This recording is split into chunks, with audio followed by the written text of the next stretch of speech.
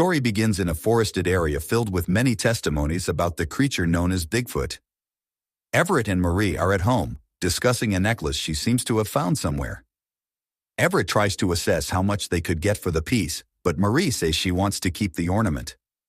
When Everett steps out onto the porch, he hears leaves rustling in the yard, as if someone is sneaking around. He looks around, apprehensive, but sees nothing unusual. Just then, one of the lights in the yard suddenly goes out, only to come back on right away, and a strange noise begins to emanate from the darkness.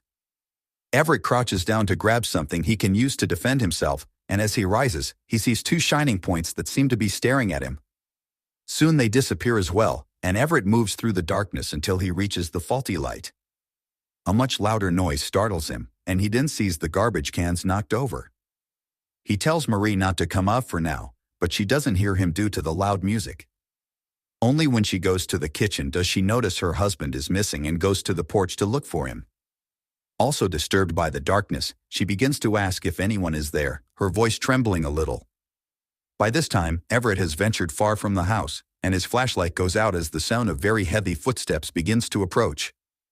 By banging on the lantern, he manages to get it to work again and then shines the beam in various directions until he comes face to face with a hideous creature.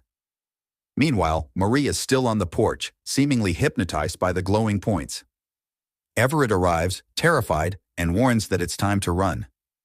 To his astonishment, Marie responds that it's too late and insists that the creature is already inside her. Something suddenly grabs her, and Marie is dragged into the darkness. Moments later, we see a grotesque creature feeding on her. 10 years later, some young people gather for a group project that will help them complete their master's degree. Since the theme of the research is precisely Bigfoot, they will spend the weekend in a cabin deep in the forest where sightings are frequent. The boys are Jake and Oz, while the girls are Lily and Isabel. The fifth person is Chris, who has been dating Isabel for 2 months and decided to join her on the trip. Oz is the only one among them who seems to be a fan of the creature, while the others doubt its existence. Interrupting the conversation is the store owner named Harry. He starts a frightening speech about the terrible secrets of the forest and shakes his head at seeing that the customers don't believe him. Arriving at the cabin, Chris confesses to his girlfriend that he feels out of place among the students, but she says it's just an impression. Then the group meets Professor Dennis, and they all head out in search of clues about the famous monster. At one point, Oz suggests a curve off the trail, saying that Bigfoot probably doesn't respect this kind of route. Meanwhile, Lily meets a mysterious man who begins warning her about the dangers of the area in a strange tone that blends warning and threat. When he asks where she is staying, Lily doesn't answer and decides to move away from there quickly. Meanwhile, Jake becomes alarmed when he stumbles upon a skeleton.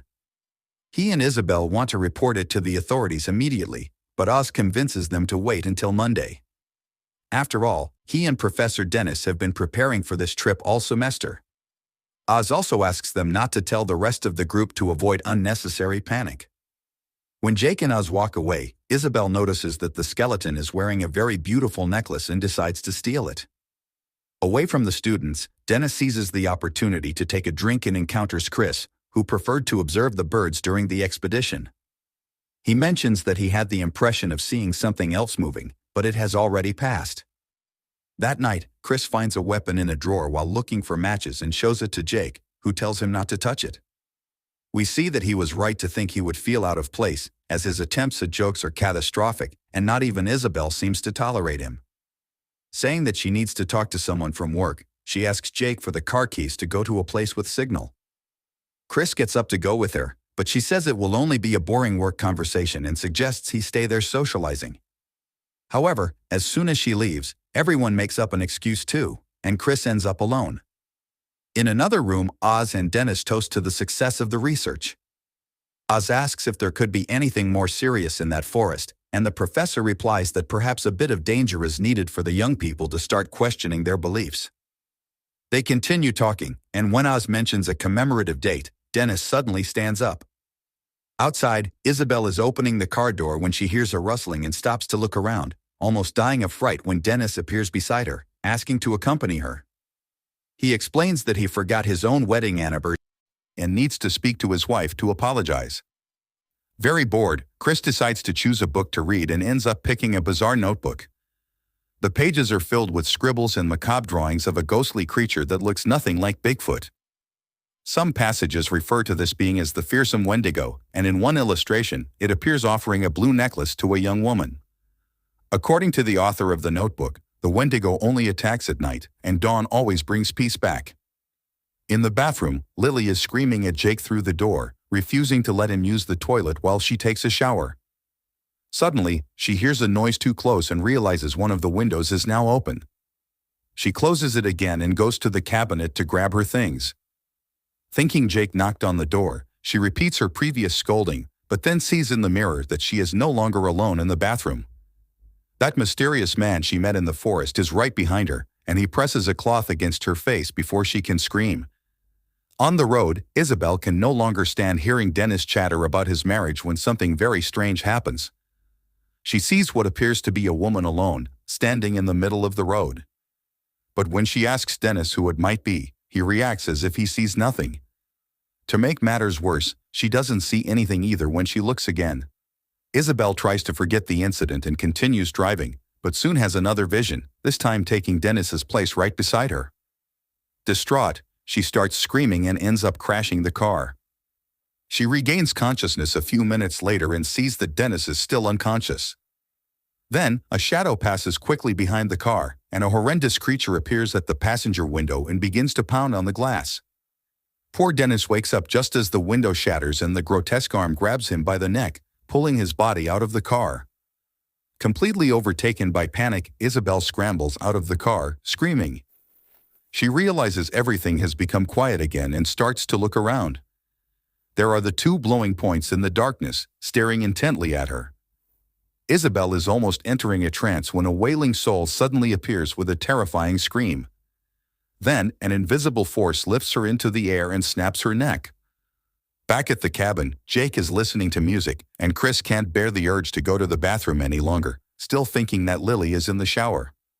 Wearing a headlamp, he considers venturing outside, but someone throws an object against the door just as he peeks through the glass. He sees no one and the incident does not repeat itself, but even so, he prefers to grab the weapon from the drawer before leaving.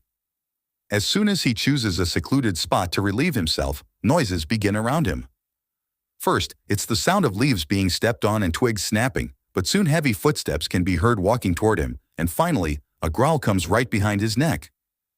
Bigfoot grabs Chris as soon as he turns around, slamming his head against a tree before throwing him to the ground. The boy screams and tries to get up, but he is pulled by the legs and dragged away. Lying on the couch with headphones on, Jake hears nothing and is unaware that it's just him and Oz inside the cabin. At that moment, Lily is tied up and has tape over her mouth. When the mysterious man comes to talk to her, we discover that he is Everett. Explaining that the abduction is nothing personal, he reveals that he intends to use her as bait to capture and kill Bigfoot, as revenge for the loss of Marie. Jake wakes up in the morning to a knock at the door and finds Isabel in a catatonic state. She doesn't remember where the car went and says the professor is dead. Oz is very distressed by this, especially upon noticing that Chris and Lily have also disappeared. The three then begin to search for their friends in the forest, and Jake finds Chris's lantern. He is already fearing the worst when Chris starts screaming for help. He is trapped under several branches and logs, like an improvised cage. While Oz and Jake help him get out, he keeps repeating that he saw the creature. Then, Isabel shows the others where Professor Dennis is, or at least what's left of him. Now they are all mortified by what they've seen and afraid of what is to come. On top of that, Chris reveals that he dropped the weapon during the attack. Oz starts defending Bigfoot, who has always had a reputation for being harmless until this wave of disappearances in the area. He says the beast could have easily killed Chris. Since that didn't happen, it might have captured the boy to protect him from something else. Remembering the notebook, Chris mentions the Wendigo, and Oz freezes upon hearing that name, as his greatest fear was this. He explains that the Wendigo is a malevolent entity that feeds on selfish people, and unfortunately, Dennis was an example of that. Oz had already warned the professor about the rumors that something even worse lurked in that forest, but he didn't want to cancel the trip and risk his position at the university. Hearing all of this, Jake is shocked by the revelation that Bigfoot not only exists but is also a hero compared to the other inhabitant of that same forest. Oz's plan is to walk to that store, where there is cell signal, before the Wendigo finds them. As soon as he says this, Isabel starts choking and says the Wendigo is already coming. In the woods, Everett ties Lily to a tree, indifferent to her screams. He even says it's better this way, as Bigfoot will come faster. After he walks away, Lily discovers that she is not the first he has used as bait and is horrified to see what happened to the previous one. In the middle of the night, Isabel wakes up and sees the glowing points inside her room. They disappear when she turns on the light, which makes her decide to leave it on. But as soon as she lies down, the light turns off by itself. We see that her shadow on the wall has enormous horns, and then her tablet starts to manifest, reading macabre phrases. Suddenly, the screen turns into a mirror and her reflection seems to have a life of its own, laughing at her fear. Then the lights begin to flicker uncontrollably while Isabel's body contorts horrifically, and her image on the screen laughs louder and louder. When the phenomenon ceases, she covers herself with the blanket and stays as quiet as possible. Hearing a sound of burning wood, she starts to pull the blanket off very slowly. Then, something hastens the movement, yanking the blanket away from her, and an evil being appears floating just inches from her face, and Isabel's eyes go vacant. Meanwhile, Everett observes Lily through the gun's sight, ready to take down the monster.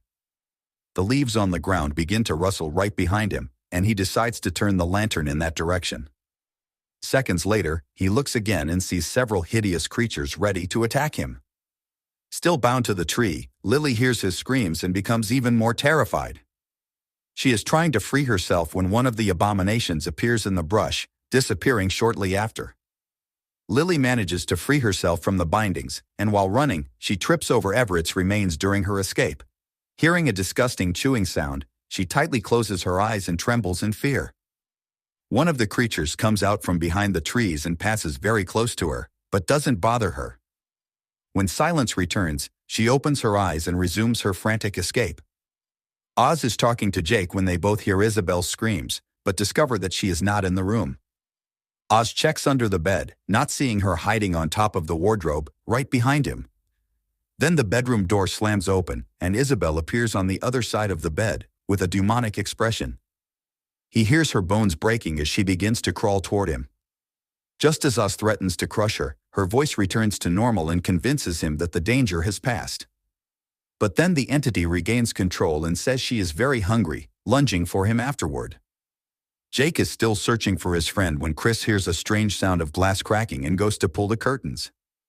To his horror, one of the creatures is banging its head against the glass of the window, which is about to break. He quickly steps back and closes the door just as Lily enters the cabin. The two meet, and she warns him that it's time to get out of there. Jake is discovering the same thing, but in a more dramatic way. Stepping out onto the back porch, he sees dozens of hideous beings screeching horribly and walking toward the cabin. Terrified by the scene, he only sees Isabel standing right behind him when it's already too late. Meanwhile, Lily hands a shovel to Chris and repeats that it's time to flee, but he refuses to leave without his girlfriend. Lily says there's no time for this kind of heroism and tells Chris he's a clown just trying to please everyone. Visibly offended, he only asks to check the rest of the house before leaving. Lily agrees, a bit regretful for the unprovoked attack. Armed with the shovel, Chris begins to roam the rooms of the cabin until he reaches the kitchen, where he hears a chilling sound of sucking. He tiptoes to the porch door and catches his girlfriend bent over Jake's trunk, in the middle of a meal. Realizing his presence, she lifts her head and reveals her transfigured face before letting out a deafening screech. She lunges at him, but Chris manages to close the door just in time. Lily decides to help in the search and goes to Isabel's room, where a hideous being begins screeching at her too. She rapidly slams the door shut and hears the thing pumping on the wood on the other side. Chris regains his composure and starts looking for Lily when a double door opens behind him, and something pulls him into a closet. He feels relief to see that it's Lily herself, covering his mouth so he doesn't attract the Wendigo's attention. Speaking softly, she says the creatures are now inside the house, and the two then observe through the cracks in the door. Some of the beings enter the room and begin to search for their victims, until one stops and stares fixedly at the closet. The thing begins to approach slowly but ends up getting distracted by a noise and changes direction. Then another one suddenly appears in the doorway, staring at the party much more closely. However, after a few moments, it shakes its head and walks away. Chris and Lily wait a moment before leaving their hiding spot and then walk as quietly as possible down the hallway. Reaching the street door, they see that one of the monsters is right in the middle of the living room, and any noise might alert it. Lily manages to turn the latch very discreetly, but Chris drops the shovel with a loud clatter. The creature begins to screech, and the two are forced to separate to escape. While Lily exits the cabin, Chris runs up the stairs and locks himself in one of the rooms. He immediately realizes he made the wrong choice when he sees the look of horror on Oz's face, who is being devoured. He tries to carefully maneuver around the scene but fails once again, attracting the monster's attention in the process. Running into the next room, he leaps through the window and falls into the garden, surprised to see Lily waiting for him. She explains what happened to her since she was abducted and says the plan now is to flee in Everett's pickup truck. They go to the body to grab the keys, and Lily can only find them when a pack of creatures is already nearly upon them. The two run away, not realizing that the evil entity is possessing Everett. Chris and Lily try to hide, but the creatures catch up to them and grab both. One of them bites Lily's shoulder, and she begins to scream in despair. Once again, Chris is spared for no apparent reason, but Lily doesn't make it. Devastated by the loss and surrounded by the creatures, he begins to scream and sob until he hears a familiar sound. It's the footsteps of Bigfoot echoing through the forest. The beast stops behind Chris for a brief moment, but then it goes around him and continues walking. The head of the evil entity now appears between the trees, and Bigfoot seems to be heading toward it. However, the other creatures are still scattered in the way, and the beast begins to deal with them first, crushing all of them in no time. The entity starts losing its form as its minions fall in the battlefield, and finally, only the 2 points remain, which soon also extinguish. The day is already dawning when Chris escapes running, frantically pressing the control for the pickup truck until he hears the beep of Everett's vehicle. However, as soon as he sits behind the wheel, Isabel throws herself against the hood. He begins to think of all the moments she let him down, and this daydream distracts him until he sees she's vanished. This is because she is right beside him and begins to climb through the window while trying to grab him. Chris leaps out the other side and crawls up to the truck's bed. Isabel keeps moving closer to him until Chris douses her in gasoline, and by lighting a match, he finally defeats the possessed girlfriend by burning her. To ensure his victory, he runs the vehicle over the abomination. Bigfoot passes by one last time but does not interact with Chris. The only problem now is that the truck won't start. He nearly despairs over this, but soon discovers that it was a stroke of luck, as the pickup explodes the moment he gives up and walks away. He begins to distance himself, leaning on the shovel when Everett's voice begins to hum. Upset about the fate of the pickup, he begins to tell Chris his saga, showing him the blue necklace. He admits that his revenge went off the rails and that many of his actions may have been influenced by the Wendigo. In the end, he says none of this matters because he is very hungry. He resumes humming and approaches at the same pace until he gets very close. Chris doesn't think twice before attacking him with the shovel. Everett's head keeps humming, but that doesn't bother him much. Chris continues to limp down the road until a car appears. We see that the driver is Harry, who seems to be used to giving rides to people in this condition.